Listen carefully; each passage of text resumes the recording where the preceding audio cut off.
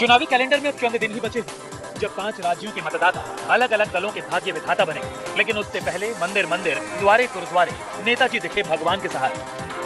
अमित शाह उस मथुरा पहुंचे थे जो उस विधानसभा में बीजेपी का बड़ा एजेंडा है। राजनाथ सिंह गाजियाबाद में भगवान की शरण में पहुंचे तो राहुल गांधी ने गोल्डन टेम्पल जाकर मत्था टेक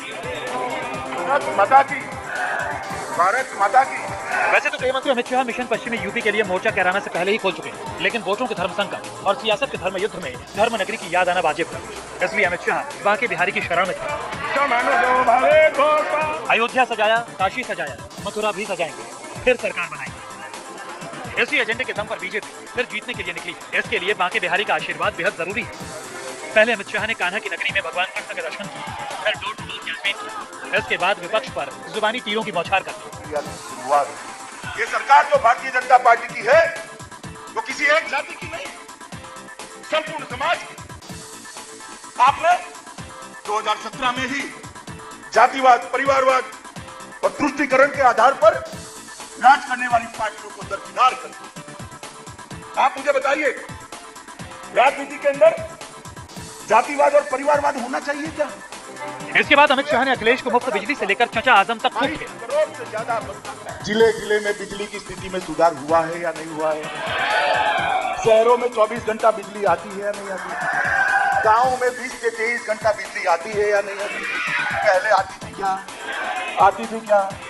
तो कबीर साहब यही कहते हैं कि लोहे से ढाल भी बन सकती है, शमशीर भी बन सकती है। शासन अगर अखिलेश के हाथ में है तो गुंडों का राज होगा, शासन अगर भाजपा के हाथ में है तो विकास का रास्ता प्रशस्त। भारतीय जनता पार्टी की सरकार आई, जो बाहुबली से पहले पुलिस डरती थी, वो पुलिस से डरकर गले में पट्टी लगाकर सरेंडर किए, सरेंडर करे। और जब इन पर गाज गिरती है, अखिलेश जी के पेट में दर्द, कहीं आजम खान, कहीं मुख्तार अंसारी, न जाने कितने फैला। आजम खान को पकड़ा तो सीआरपीसी की सारी धाराएं कम पड़ गई, इतने केस आजम खान पर लग। गृह मंत्री मथुरा में मोर्चा संभाले थे तो रक्षा मंत्री राजनाथ सिंह गाजियाबाद में भगवान के कदमों में शीश झुका रहे थे। राजनाथ ने सबसे पहले महामाया मंदिर में जाकर पूजा अर्चना की और फिर घर घर लोगों से वोट मांगा।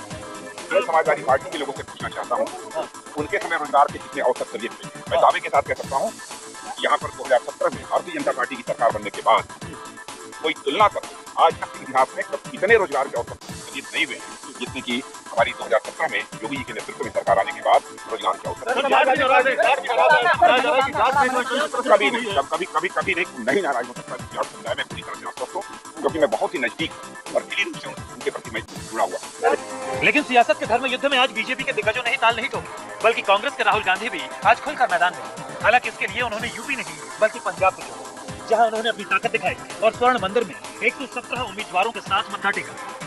इस दौरान उनके साथ पंजाब के मुख्यमंत्री चरणजीत सिंह चन्नी भी मौजूद थे और पंजाब कांग्रेस के अध्यक्ष नवजोत सिंह सिद्धू। इसके बाद राहुल गांधी ने अमृतसर के गोल्डन टेम्पल में लंगर भी चखाया। अमृतसर में राहुल, मथुरा में शाह। 10 मार्च को पता चलेगा भगवान किसे दिखाएंगे जीत की राह।